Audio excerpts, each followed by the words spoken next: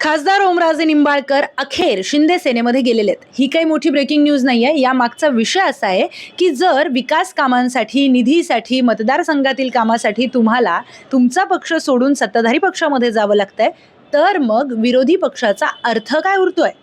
लोकशाहीमध्ये सत्ताधारी पक्ष असेल किंवा विरोधी पक्ष असेल, दोन्ही निवडून देणारी जनताच असते. मग एखाद्या मतदारसंघात जनतेने विरोधी पक्षाचा उमेदवार निवडून दिलाय, तर त्या मतदारसंघातील मतदारांना विकासाचा अधिकार नाही आहे असं म्हणायचंय का? तिथे विकास होणारच नाही असं मानूनच चालायचंय का? लोकशाहीमध्ये खरं तर सत्ताधारी पक्षाचं काम आहे की जनतेची कामं करणं, पायाभूत सुविधांकडे लक्ष देणं, विकास करणं. विरोधी पक्षाचं काम आहे सत्ताधारी पक्षावर लक्ष ठेवणं. सत्ताधारी पक्षाने काही चुकीचा निर्णय घेतला तर त्या विरोधात उभं राहणं. थोडक्यात काय तर जनतेची आवाज बनणं.